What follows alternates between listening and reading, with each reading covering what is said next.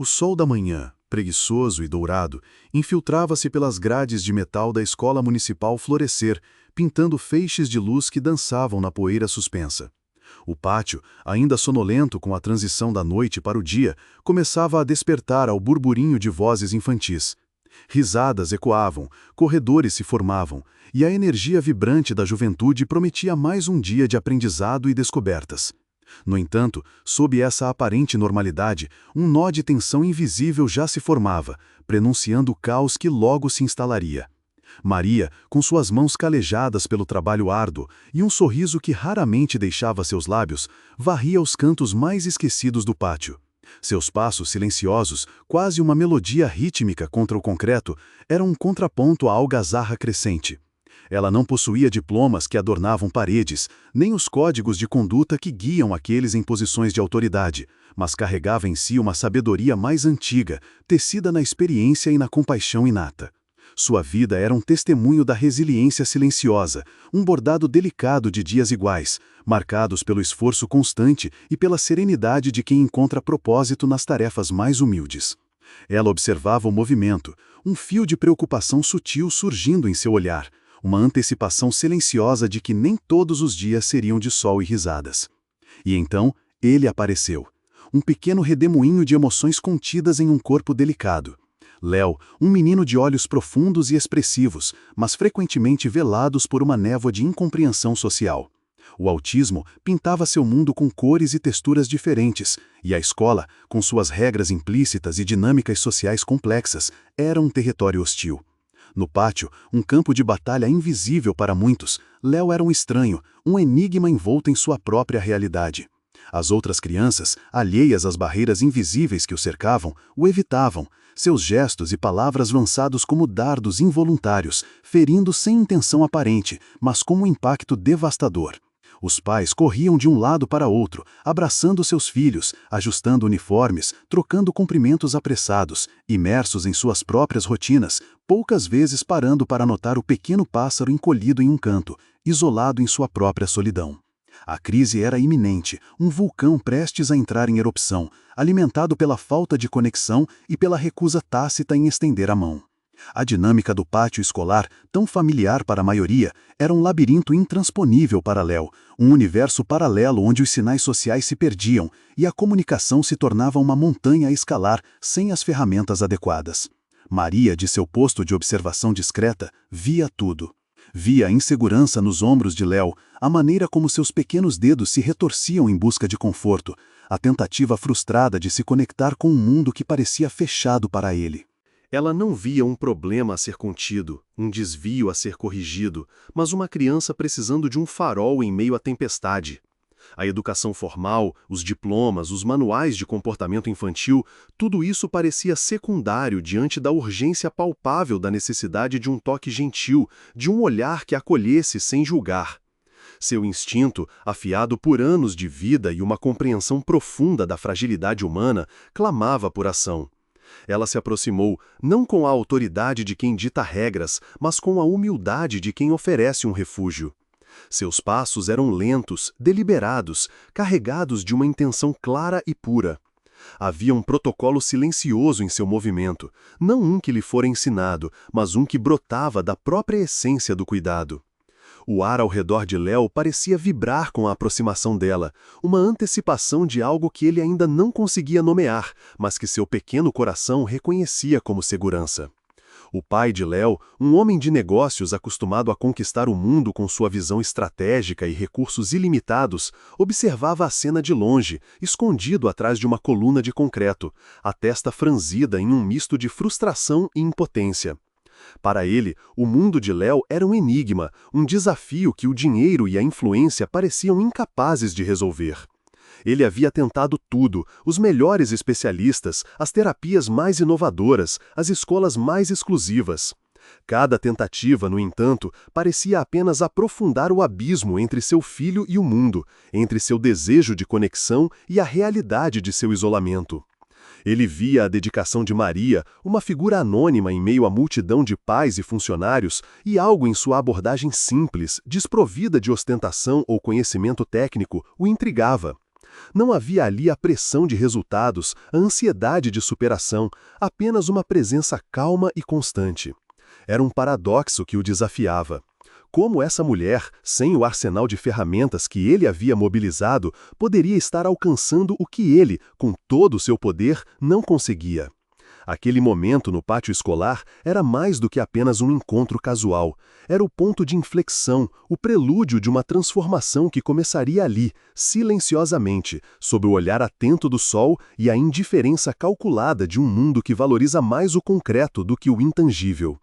Maria, com sua fé inabalável na bondade inerente do ser humano, estava prestes a desafiar as noções pré-estabelecidas de cuidado, provando que a verdadeira cura muitas vezes reside não em estratégias complexas ou em validações externas, mas na coragem de um coração aberto e na paciência de quem entende que amar é, acima de tudo, acolher. A história que se desenrolava ali não era apenas sobre um menino autista e uma faxineira. Era sobre a força avassaladora da empatia em um mundo cada vez mais fragmentado, sobre a descoberta de que o verdadeiro valor reside nas conexões que criamos e na coragem de amar incondicionalmente, redefinindo a cada gesto o significado de pertencimento e de esperança. O eco dessa simples interação estava prestes a ressoar muito além dos muros da escola, tocando a vida de 3 almas e abrindo um caminho inesperado para a redenção e o renascimento. Parte 1. O chamado. O crepúsculo envolvia a escola municipal Florescer com um manto de sombras suaves, diluindo as cores vibrantes do dia em tons melancólicos de cinza e azul. O burburinho das crianças havia cessado, substituído pelo eco solitário dos passos de Maria, que concluía sua jornada diária. O pátio, agora deserto, exibia as marcas sutis da batalha travada ao longo do dia. Algumas folhas espalhadas, um rabisco esquecido no cimento, o resquício de uma bola abandonada. Para Maria, este era um momento de silêncio, de introspecção, onde o peso do dia se misturava à serenidade da noite que chegava. Ela não era apenas uma trabalhadora, era uma observadora silenciosa da tapeçaria humana que se desdobrava em seu cotidiano. Sua vida, ancorada em uma rotina humilde, era um testemunho da força que reside na constância e na dedicação discreta. Ela encontrava beleza nas tarefas mais árduas, uma dignidade silenciosa em cada movimento, em cada superfície que limpava, em cada canto que tornava habitável. Essa normalidade, no entanto, era um véu tênue, prestes a ser rasgado por uma força que abalaria os alicerces de sua existência pacata. O ponto de virada começou com um sussurro no ar, uma inquietação que pairava sobre o pátio como uma nuvem escura. A crise infantil, um fenômeno que se manifestava em momentos de desregulação emocional e social, estava se tornando cada vez mais evidente. As crianças, em sua espontaneidade crua, muitas vezes refletiam as tensões do mundo adulto, e o pátio escolar, palco de suas interações mais livres, tornava-se o epicentro dessas manifestações. Maria observava com crescente apreensão, sentindo a fragilidade do equilíbrio, a precariedade da harmonia. Ela via os olhares perdidos, os gestos descompassados, as pequenas explosões de angústia que passavam despercebidas pela maioria. Em meio a esse caos incipiente, um ponto de singularidade se destacava. Léo, o menino autista, um universo complexo em si mesmo, estava no olho do furacão. Sua incapacidade de decifrar os códigos sociais, de navegar pelas águas turbulentas da interação humana, o tornava um alvo involuntário, um pária em seu próprio ambiente. O que se seguiu não foi um evento espetacular, mas um chamado silencioso, uma perturbação profunda em sua rotina imutável. Um dia, o caos atingiu seu ápice. Gritos, lágrimas, a confusão desordenada de uma situação que parecia fora de controle. No centro desse pandemônio, Léo estava encolhido, as mãos cobrindo os ouvidos, o corpo tremendo, visivelmente oprimido pela sobrecarga sensorial e pela incompreensão que o cercava. Os outros alunos, em sua maioria, afastavam-se, alguns com medo, outros com desdém, incapazes de oferecer qualquer tipo de consolo ou de compreender a magnitude de sua angústia. Em meio a esse caos incipiente, um ponto de singularidade se destacava. Léo, o menino autista, um universo complexo em si mesmo, estava no olho do furacão. Sua incapacidade de decifrar os códigos sociais, de navegar pelas águas turbulentas da interação humana, o tornava um alvo involuntário, um pária em seu próprio ambiente. O que se seguiu não foi um evento espetacular, mas um chamado silencioso, uma perturbação profunda em sua rotina imutável. Um dia, o caos atingiu seu ápice. Gritos, lágrimas, a confusão desordenada de uma situação que parecia fora de controle. No centro desse pandemônio, Léo estava encolhido, as mãos cobrindo os ouvidos, o corpo tremendo, visivelmente oprimido pela sobrecarga sensorial e pela incompreensão que o cercava. Os outros alunos, em sua maioria, afastavam-se, alguns com medo, outros com desdém, incapazes de oferecer qualquer tipo de consolo ou de compreender a magnitude de sua angústia. Os adultos, absortos em seus protocolos e em suas próprias percepções limitadas, lutavam para impor ordem, buscando uma solução dentro de suas caixas de ferramentas intelectuais, mas falhando em alcançar a raiz do sofrimento. Maria, no entanto, sentiu um chamado irrefreável, uma força que a impelia para além de suas tarefas, para além de sua própria zona de conforto.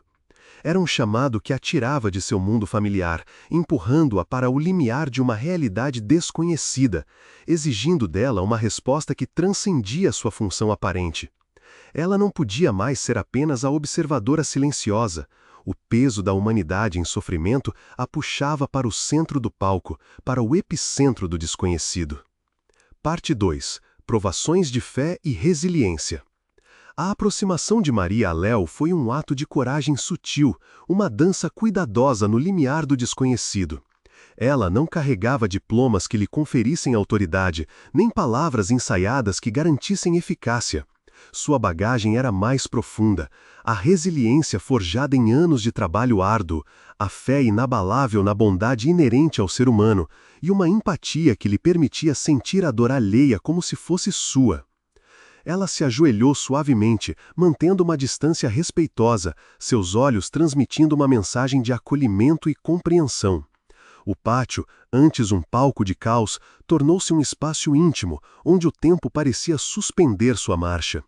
Léo, envolto em seu próprio mundo de sensações intensas, estava no auge de sua crise. Seus sentidos estavam bombardeados, a realidade externa uma cacofonia de ruídos e estímulos que ele não conseguia processar. A rejeição implícita dos outros, os olhares desviados, os sussurros distantes, tudo contribuía para a espiral descendente de sua angústia.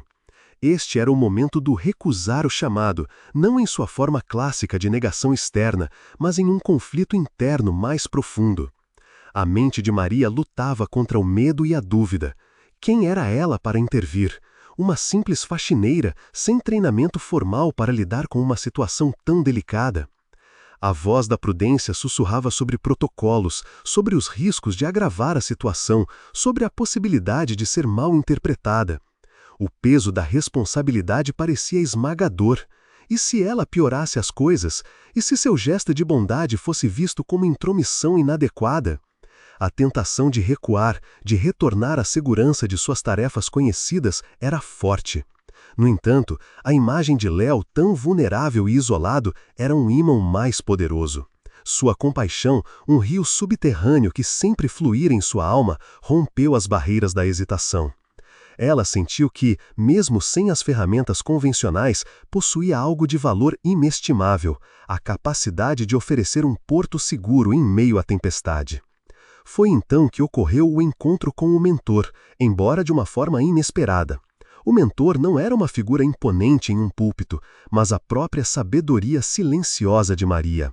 Ela encontrou em si a força para não desistir, para persistir em sua tentativa de conexão. Seu mentor eram suas próprias mãos, que em vez de pegarem a vassoura, estenderam-se lentamente em direção a Léo, sem tocá-lo, apenas oferecendo um gesto de presença. Sua orientação foram seus olhos, fixos nos dele, transmitindo calma e aceitação. Ela começou a emitir sons suaves, não palavras compreensíveis, mas um murmúrio melódico, um bálsamo para os ouvidos sensíveis de Léo. A cada som, a cada movimento sutil, ela buscava sintonizar-se com o ritmo dele, diminuindo gradualmente a própria intensidade, tentando espelhar a calma que desejava inspirar. Era uma comunicação primitiva, anterior à linguagem, baseada na vibração, na energia, na simples oferta de um ser humano para outro. A cada instante, a tensão em Léo parecia diminuir, um fio sutil de conexão sendo tecido entre eles. Parte 3. O ponto de virada.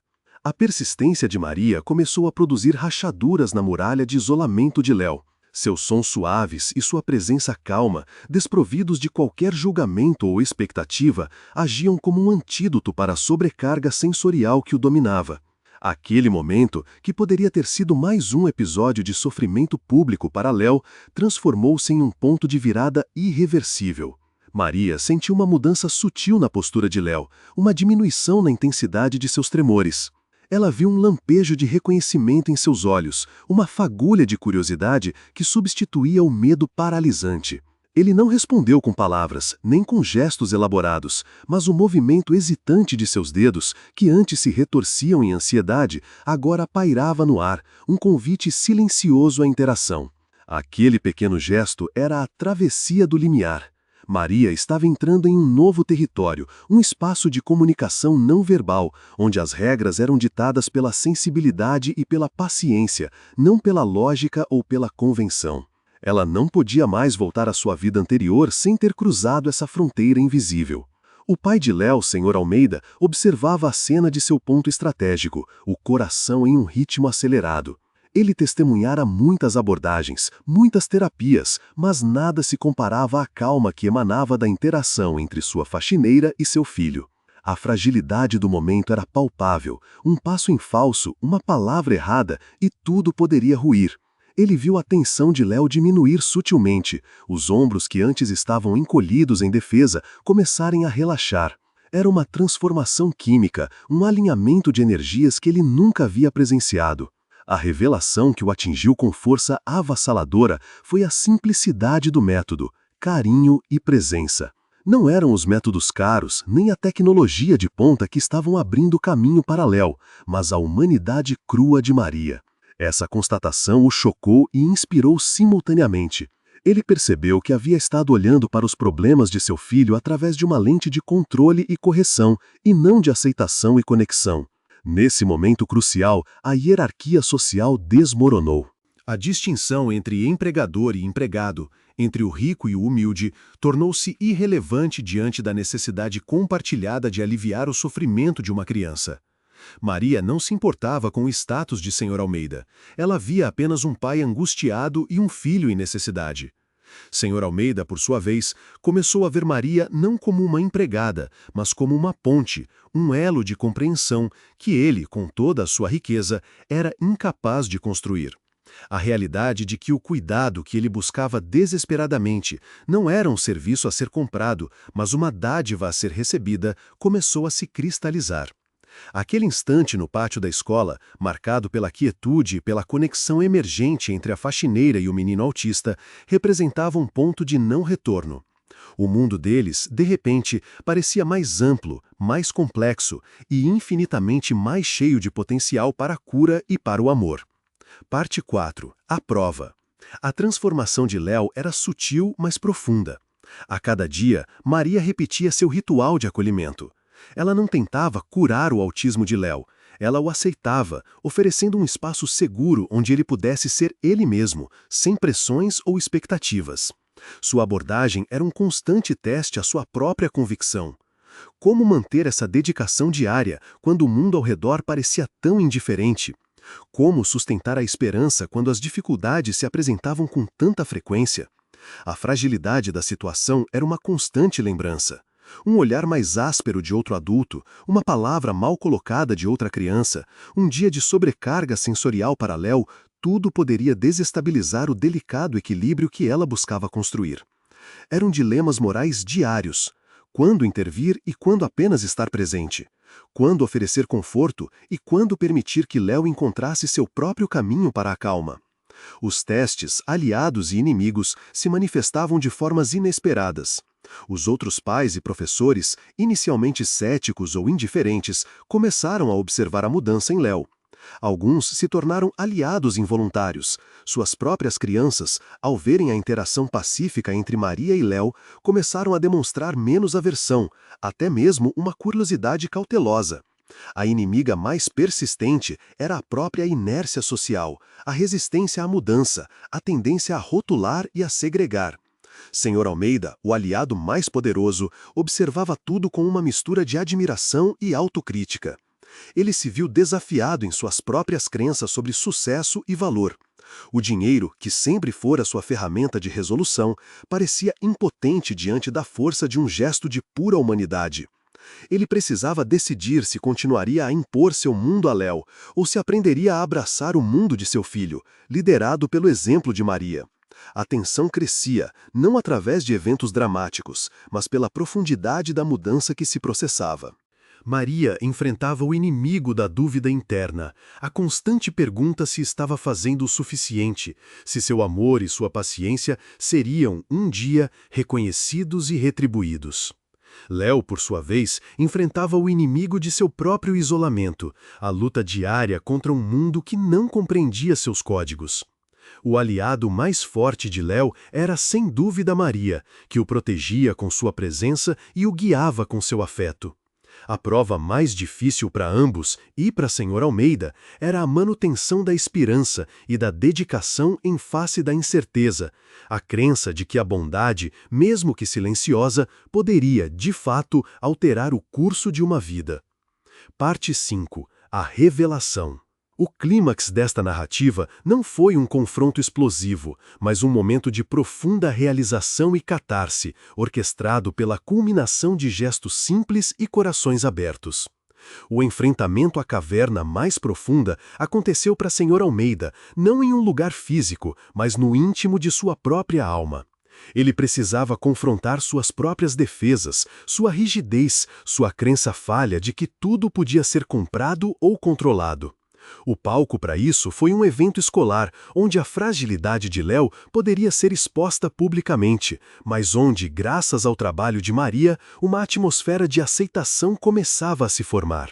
A provação chegou quando Léo, em um momento de sobrecarga inesperada, começou a desregular.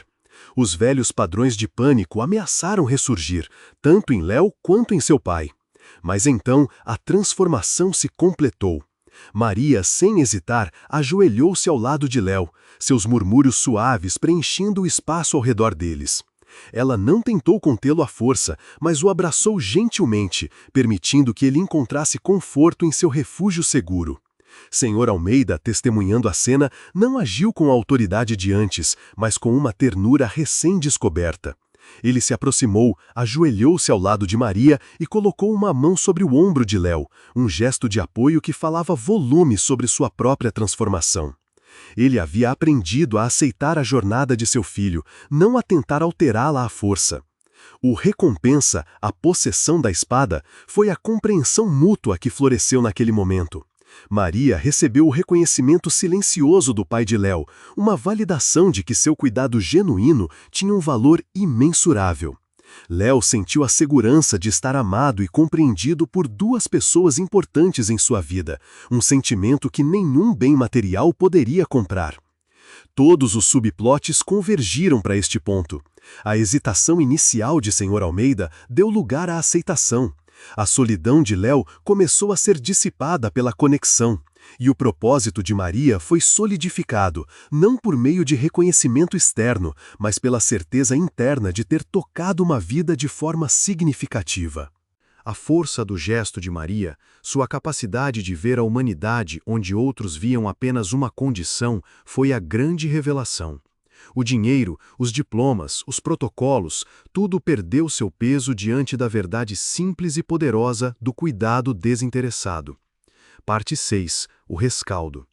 Os dias que se seguiram àquele momento de revelação foram marcados por uma nova normalidade, uma realidade tingida pelas cores da aceitação e do aprendizado. A escola, antes um palco de desafios isolados, transformou-se gradualmente em um ambiente mais acolhedor. A presença constante e afetuosa de Maria ao lado de Léo tornou-se um farol, não apenas para ele, mas para toda a comunidade escolar. As crianças, acostumadas à sua intercessão calma, começaram a entender que a diferença não era um defeito, mas apenas uma variação na rica tapeçaria da humanidade. A estrada de volta para Sr. Almeida não foi um retorno ao seu antigo eu, mas uma jornada contínua de aprendizado e adaptação. Ele continuou a investir em terapias, mas agora com uma perspectiva radicalmente diferente, priorizando a conexão emocional e a compreensão sobre a correção. Ele aprendeu a valorizar os momentos de silêncio compartilhado com Léo, a ler os sinais sutis em seu olhar, a celebrar suas pequenas conquistas com a mesma paixão que antes dedicava a negócios milionários. Os efeitos duradouros da intervenção de Maria foram profundos e multifacetados. Ela não apenas alterou a trajetória de Léo, mas também abriu os olhos de seu pai para um universo de valores que ele havia negligenciado. A humildade, a paciência e o amor incondicional, qualidades que ele admirava em Maria, tornaram-se os pilares de sua própria jornada de autodescoberta. Ele percebeu que a verdadeira riqueza não se media em contas bancárias, mas na capacidade de amar e de ser amado, de oferecer conforto e de receber transformação. Maria, por sua vez, sentiu um senso de propósito renovado, uma confirmação de que sua vida simples e trabalhadora possuía um significado profundo e transformador. As cicatrizes que ambos carregavam, as de Léo, da dificuldade de navegar no mundo, as de Sr. Almeida, da arrogância e da cegueira, e as de Maria, da luta diária pela sobrevivência, não eram mais marcas de dor, mas testemunhos de superação e crescimento. Eles haviam sido irrevocavelmente mudados pela força de um gesto de bondade, aprendendo que o cuidado verdadeiro reside na capacidade de ver além das aparências, de oferecer um coração aberto sem esperar nada em troca. Parte 7. O legado.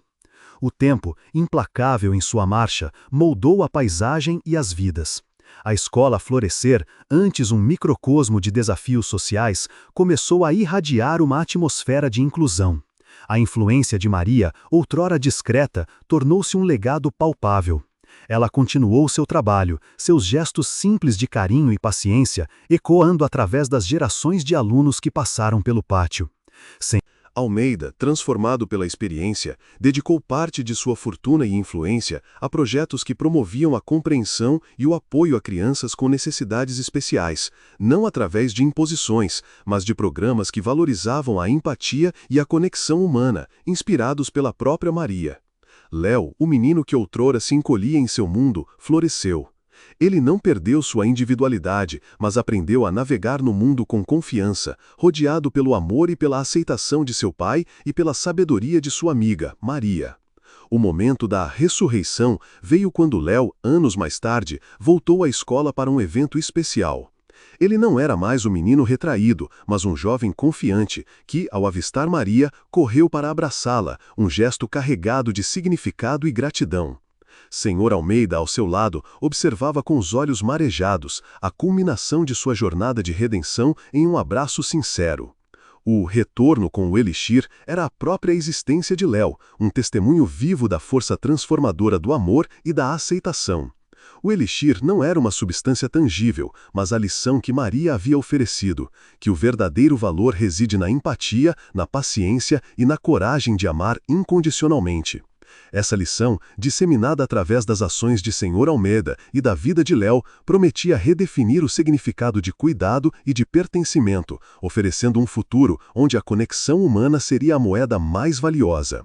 A história de Maria, a faxineira humilde, que encontrou seu propósito no coração de um menino rejeitado, tornou-se um sussurro de esperança, uma prova de que os gestos mais simples podem, de fato, mudar o mundo, um coração de cada vez.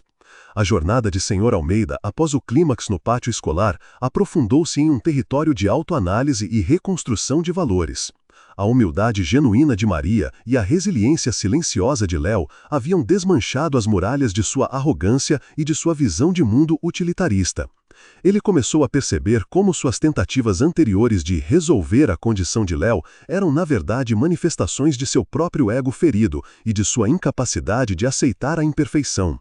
Essa percepção dolorosa, contudo, foi o catalisador para uma mudança mais profunda. Ele começou a observar o mundo através de uma lente nova, reconhecendo a dignidade e o valor intrínseco em cada ser humano, independentemente de suas conquistas ou de seu status social. O dinheiro, que antes era a medida de todas as coisas, passou a ser visto como uma ferramenta a serviço de um propósito maior, a promoção do bem-estar e da inclusão. Ele direcionou recursos para programas que ofereciam suporte terapêutico e educacional acessível, focando não em corrigir as crianças, mas em capacitá-las a prosperar em suas singularidades. Ademais, buscou ativamente oportunidades para aprender diretamente com aqueles que vivenciavam desafios semelhantes, valorizando suas experiências e perspectivas mais do que qualquer análise de especialistas externos. Em contrapartida, a transformação de Léo não se limitou à sua interação com Maria e seu pai. Ele começou a internalizar a segurança e a aceitação que recebia, permitindo que sua personalidade única emergisse com mais confiança. Sua comunicação, antes restrita a gestos e sons, evoluiu para uma forma mais expressiva, embora ainda particular. Sr. Almeida, ao testemunhar essa evolução, percebeu que a verdadeira cura não estava na eliminação das características autistas de Léo, mas na criação de um ambiente que nutrisse suas necessidades e celebrasse suas habilidades. Ele começou a adaptar seu próprio estilo de vida, incorporando mais rotinas previsíveis em sua casa e aprendendo a antecipar os gatilhos que poderiam sobrecarregar Léo. Essa adaptação não era vista como um sacrifício, mas como um ato de amor e compreensão mútua, um fortalecimento do vínculo familiar através do reconhecimento e da valorização das diferenças. Essa nova dinâmica familiar, centrada na empatia e na comunicação adaptada, provou ser mais eficaz e gratificante do que qualquer abordagem coercitiva empregada anteriormente. Sob essa nova ótica, a influência de Maria transcendeu a esfera pessoal de Léo e sua família. Sua dedicação silenciosa e sua capacidade inata de conexão com crianças neurodiversas chamaram a atenção de outros pais e educadores. Eles a viam não como uma simples funcionária, mas como uma mentora informal, um farol de esperança em um sistema que muitas vezes falhava em atender às necessidades de todos. Sua abordagem empática e paciente começou a inspirar mudanças nas práticas pedagógicas da escola. Professores e funcionários passaram a observar mais atentamente os sinais sutis de desconforto ou de necessidade em seus alunos, buscando estratégias de acolhimento e adaptação em vez de impor conformidade. Essa mudança cultural, embora gradual, representou um avanço significativo na promoção de um ambiente verdadeiramente inclusivo, onde cada criança se sentia vista, valorizada e segura. A força de um gesto simples, repetido com consistência, provou ter o poder de redefinir as normas e de inspirar um movimento de compaixão mais ampla. Adicionalmente, Sr. Almeida, agora um defensor fervoroso da inclusão, utilizou sua plataforma e seus recursos para ampliar a mensagem de Maria. Ele financiou workshops e programas de treinamento para profissionais da educação, enfatizando a importância da empatia, da escuta ativa e da adaptação individualizada no cuidado com crianças com autismo e outras neurodiversidades. Sua missão tornou-se a de desmistificar o autismo, mostrando ao mundo que as diferenças não são barreiras, mas sim oportunidades para um aprendizado mais profundo e para conexões mais significativas. Ele compartilhava a história de Léo e de Maria não como um conto de fadas, mas como um exemplo prático de como o amor e a compreensão podem superar desafios aparentemente intransponíveis. Essa divulgação ativa ajudou a quebrar estigmas e a criar uma consciência maior sobre a importância de se construir um mundo onde todos, independentemente de suas particularidades, possam encontrar seu lugar e florescer. Sua dedicação transformou o legado de um encontro casual em um movimento impactante pela inclusão. A jornada de Sr. Almeida, uma vez firmemente ancorada na busca por soluções externas e no poder do capital, agora se desdobrava em uma investigação introspectiva sobre a natureza intrínseca do cuidado. Ele percebeu que sua abordagem anterior, focada em terapias e intervenções especializadas, era uma tentativa de externalizar a responsabilidade, de terceirizar a conexão emocional que ele, em sua própria privação, sentia dificuldade em prover. O dinheiro, outrora sua ferramenta primordial, revelou-se insuficiente para preencher o vazio emocional que marcava a relação com seu filho. Foi a observar Maria, desprovida de recursos financeiros mais abundante em afeto, que ele começou a compreender que o verdadeiro investimento não se media em cifras, mas em tempo de qualidade e em presença genuína. Agora, ele se dedicava a cultivar essa presença, aprendendo a decifrar os sinais não verbais de Léo, a antecipar suas necessidades com sensibilidade e a oferecer conforto não como uma recompensa, mas como um fluxo contínuo de apoio incondicional. A sua nova prioridade tornou-se a construção de um vínculo baseado na confiança mútua, onde Léo se sentisse seguro para expressar suas emoções, mesmo que de maneiras atípicas. Em paralelo, a escola, testemunha silenciosa da profunda metamorfose que se operava, começou a incorporar, de forma mais orgânica, os princípios da inclusão em seu cotidiano. O corpo docente, antes focado na transmissão de conhecimento e na manutenção da ordem, passou a cultivar uma percepção mais aguçada das individualidades. A simples observação da rotina de Maria com Léo serviu de modelo, demonstrando que a paciência e a empatia eram ferramentas pedagógicas tão, se não mais eficazes, que os métodos tradicionais. Começaram a surgir iniciativas informais, onde professores mais experientes compartilhavam estratégias com os mais novos, trocando figurinhas de experiências bem-sucedidas e aprendizados sobre como lidar com as diversas manifestações do espectro autista.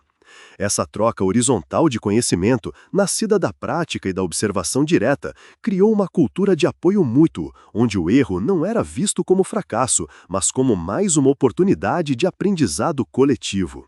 Agora, imagine como essa atmosfera se refletia no comportamento das outras crianças. A convivência diária com Léo e a influência discreta de Maria começaram a moldar a percepção das outras crianças sobre a neurodiversidade. O que antes era visto como estranheza ou motivo de exclusão passou a ser gradualmente compreendido como uma forma diferente de interagir com o mundo. As crianças mais novas, com sua plasticidade e abertura natural, foram as primeiras a demonstrar curiosidade genuína, aproximando-se de Léo com perguntas simples e gestos imitativos. Aos poucos, aprenderam a respeitar seu espaço, a não o sobrecarregar com estímulos excessivos e a encontrar formas alternativas de comunicação, como a troca de objetos ou o uso de imagens. Essa adaptação espontânea, impulsionada pela observação e pela ausência de preconceito inato, demonstrava que a inclusão mais eficaz não reside em programas complexos, mas na simples aceitação e na vontade de compreender o outro. Por conseguinte, o pátio escolar, outrora palco de exclusão, transformou-se em um laboratório social, onde a empatia era a principal matéria ensinada. Consequentemente, a transformação de Sr. Almeida se manifestou também em sua esfera profissional, estendendo o impacto de sua nova filosofia para além dos muros da escola. Ele começou a implementar políticas corporativas que valorizavam a diversidade em todas as suas formas, reconhecendo que equipes heterogêneas eram inerentemente mais criativas e resilientes. Isso incluía a contratação de indivíduos com neurodivergências, adaptando o ambiente de trabalho para atender às suas necessidades específicas e promovendo uma cultura de respeito e apoio mútuo. Essa mudança de paradigma, que priorizava o bem-estar e a valorização das habilidades únicas de cada indivíduo, resultou não apenas em um ambiente de trabalho mais harmonioso, mas também em um aumento tangível na produtividade e na inovação. Ele compreendeu que investir em inclusão não era apenas um ato de responsabilidade social, mas uma estratégia de negócios inteligente e sustentável. Assim, o legado de Maria, iniciado em um pátio escolar, começou a ressoar em ambientes corporativos, inspirando um novo modelo de gestão e liderança. A atuação de Maria, desprovida de qualquer reconhecimento formal ou recompensa financeira imediata, revelou uma dimensão ética do cuidado que transcende o profissionalismo e adentra o terreno da pura vocação. Sua persistência diária em oferecer um espaço seguro para Léo não era apenas uma tarefa, mas um compromisso ético autoimposto, uma demonstração de que a responsabilidade pela dignidade humana não se limita a contratos ou a códigos de conduta estabelecidos. Agora, considere como essa postura se desdobra quando você, em seu próprio contexto, se depara com situações onde as estruturas de suporte formal falham ou se mostram insuficientes. A maneira como Maria navegou a ausência de diretrizes claras, baseando-se em sua bússola moral interna, é um convite à reflexão sobre a autonomia moral e a importância de agir com integridade mesmo quando ninguém está observando ou validando suas ações. O que a impulsionava era a convicção de que a humanidade de Léo merecia ser vista e honrada, independentemente de seu desempenho ou de sua conformidade com normas sociais.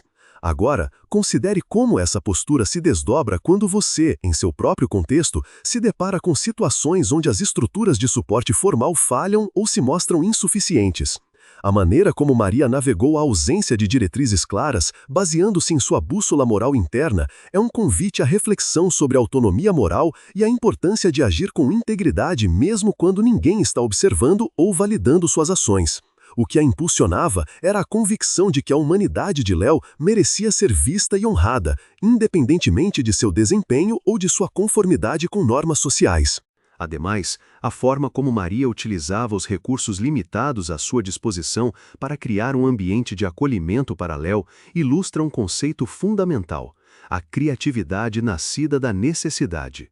Sua ferramenta principal não era um dispositivo terapêutico sofisticado, mas sua própria voz, modulada em tons suaves e rítmicos, e suas mãos, que ofereciam um contato gentil e não invasivo. Essa capacidade de improvisação e adaptação, transformando um pátio escolar comum em um santuário de calma para Léo, destaca o poder da inventividade quando impulsionada por uma profunda compaixão. Pense em como essa mesma inventividade pode ser aplicada em sua vida, para transformar desafios em oportunidades de crescimento e para encontrar soluções inovadoras em circunstâncias aparentemente restritivas. A arte de Maria em ler o estado emocional de Léo, ajustando sua própria interação em tempo real, era um testemunho de uma inteligência emocional sintonizada com as nuances da experiência humana. Outra camada crucial reside na resiliência inerente à sua prática. A cada dia, Maria enfrentava a possibilidade de que seus esforços não surtissem efeito,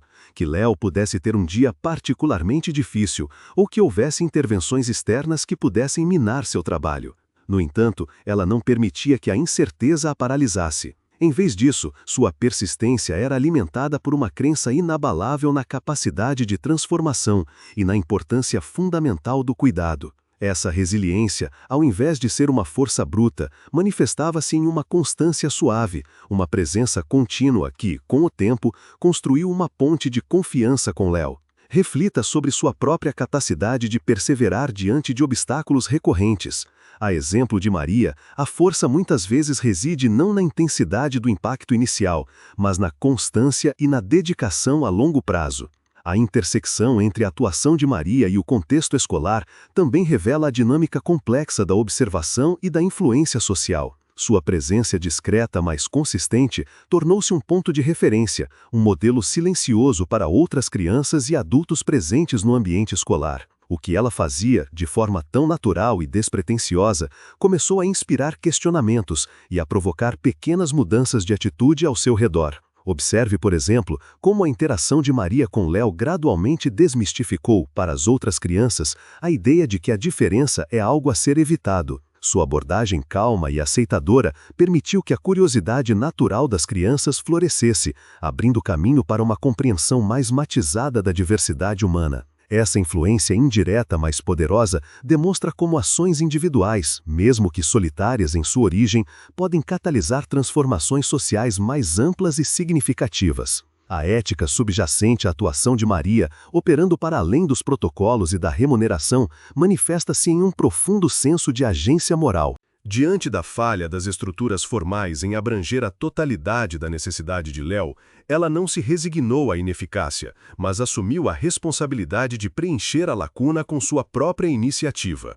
Essa atuação transcende a mera descrição de suas ações. Ela ilumina a capacidade humana de discernimento e de ação deliberada quando confrontada com dilemas éticos. Sua decisão de intervir, desconsiderando as barreiras de sua posição social e a potencial falta de suporte institucional, constitui um exemplo prático de dever moral em ação. Pensemos em como, em seu próprio cotidiano, situações semelhantes demandam uma avaliação crítica das circunstâncias e uma disposição para agir, mesmo sem garantias de sucesso ou reconhecimento. O que a motivou foi uma convicção interna sobre o valor intrínseco de Léo, um reconhecimento de sua humanidade que nenhuma norma externa poderia validar ou invalidar. Essa força motriz, essa internalização do valor do outro, é a essência de uma ética vivida, não apenas pensada. Ademais, a engenhosidade com que Maria improvisou suas estratégias de cuidado, utilizando recursos simples e sua própria presença como ferramentas primordiais, oferece um vislumbre da plasticidade e adaptabilidade da compaixão. Sua caixa de ferramentas não continha equipamentos especializados, mas a sensibilidade para modular sua voz em tons calmantes e a sutileza em seus gestos para transmitir segurança.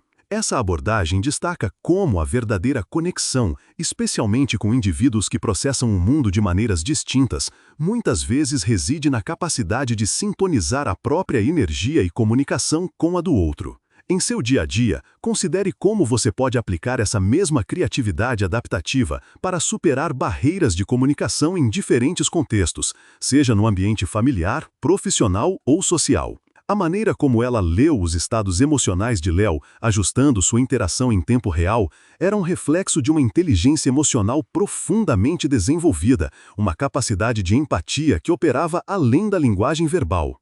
A resiliência demonstrada por Maria, caracterizada não pela força bruta, mas pela constância suave de sua dedicação, serve como um contraponto às abordagens mais efêmeras que muitas vezes definem as interações sociais. Ela não se deixava abalar pela incerteza dos resultados diários, nem pela possibilidade de retrocessos. Sua persistência era um testemunho de uma fé profunda na dignidade inerente ao ser humano e na capacidade de mudança. Essa constância, um fio condutor que atravessava a rotina, construiu gradualmente um laço de confiança com Léo, demonstrando que a verdadeira solidez nas relações humanas muitas vezes se forja na repetição paciente de gestos de cuidado e atenção.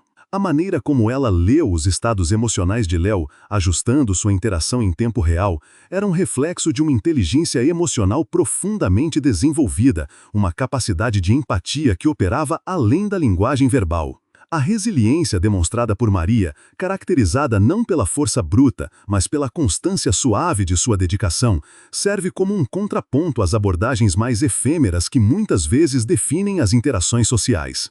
Ela não se deixava abalar pela incerteza dos resultados diários, nem pela possibilidade de retrocessos. Sua persistência era um testemunho de uma fé profunda na dignidade inerente ao ser humano e na capacidade de mudança. Essa constância, um fio condutor que atravessava a rotina, construiu gradualmente um laço de confiança com Léo, demonstrando que a verdadeira solidez nas relações humanas muitas vezes se forja na repetição paciente de gestos de cuidado e atenção. Reflita sobre a sua própria capacidade de sustentar esforços a longo prazo, mesmo quando os progressos parecem lentos ou imperceptíveis. A lição de Maria é que a perseverança, na sua forma mais humilde e consistente, possui um poder transformador intrínseco. Por fim, a maneira como a presença de Maria no pátio escolar, embora discreta, começou a moldar as percepções ao seu redor, exemplifica o poder da influência social através do exemplo.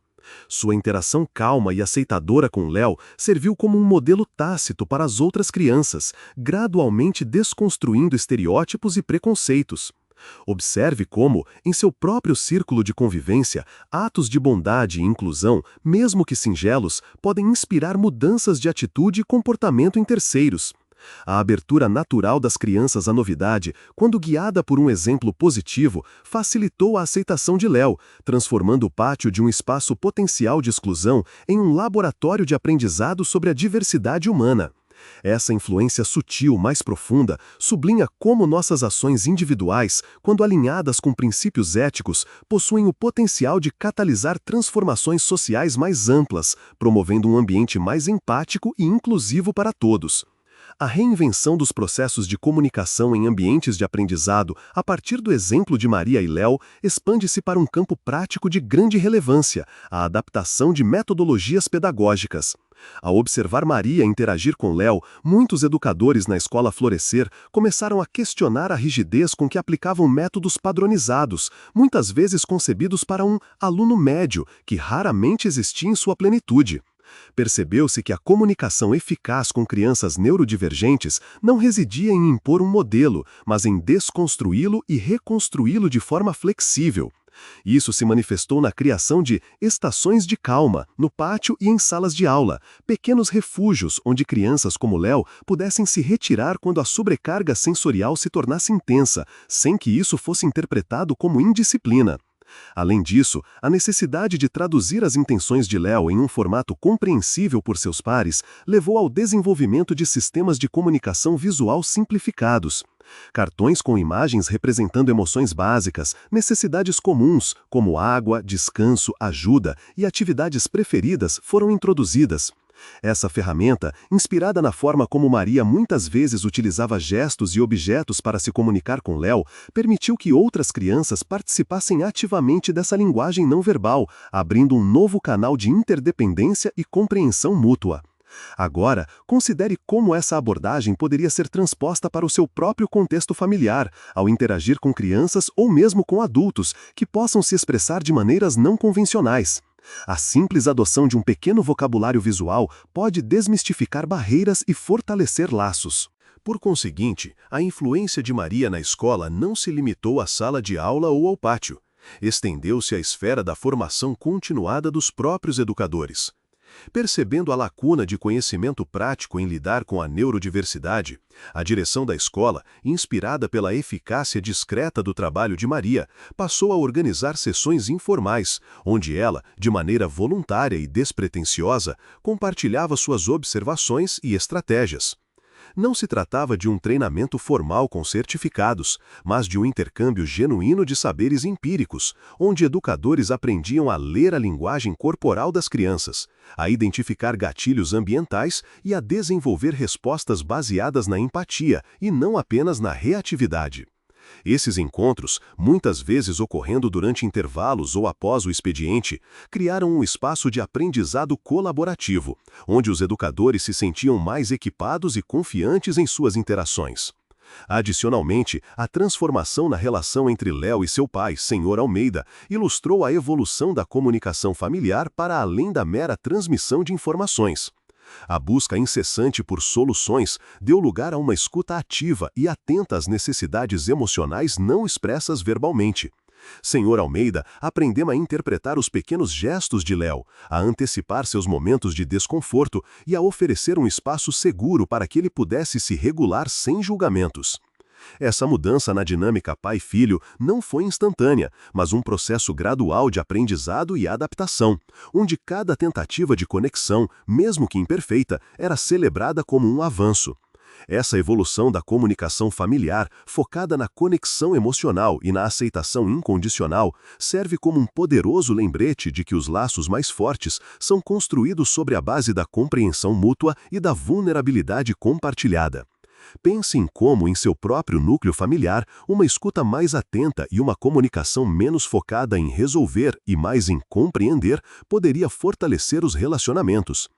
À medida que as nuances da jornada se desdobram, um quadro de profunda interconexão emerge, pintado com os traços da empatia e da resiliência. A fragilidade aparente das interações iniciais deu lugar a uma complexa tapeçaria de aprendizado, onde cada fio, tecido com paciência e compreensão, fortaleceu a trama subjacente. O que antes parecia isolado, um gesto singular ou uma necessidade particular, agora se revela como parte de um todo maior, influenciando e sendo influenciado por todo o ecossistema social em que se insere. A simplicidade que marcou o ponto de partida não diminuiu em valor, ao contrário, intensificou-se, tornando-se a lente através da qual os desafios mais complexos foram desvendados e, gradualmente, transformados.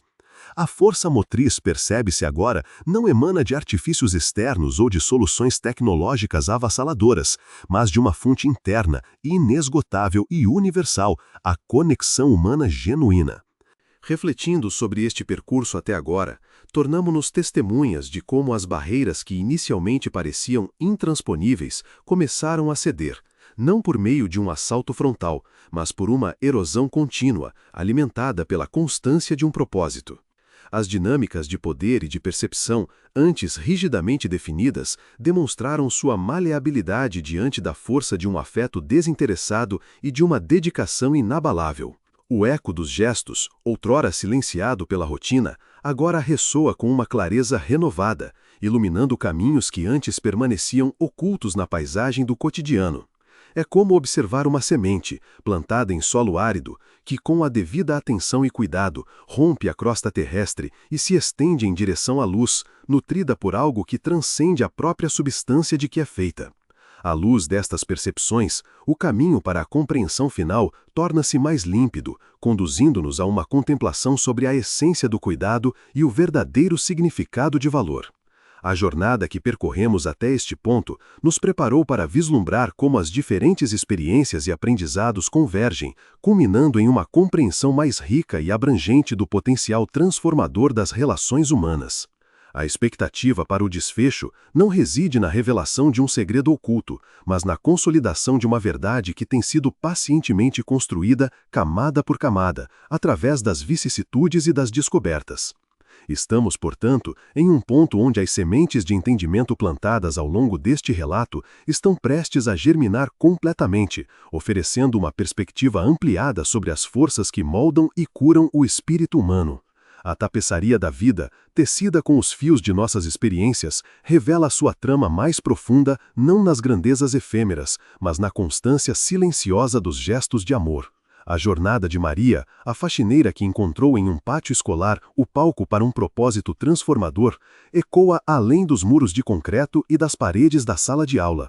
Ela nos ensina que o valor de um ser humano não se mede por diplomas ou por posses, mas pela capacidade inata de estender a mão, de oferecer um porto seguro em meio à tempestade da incompreensão.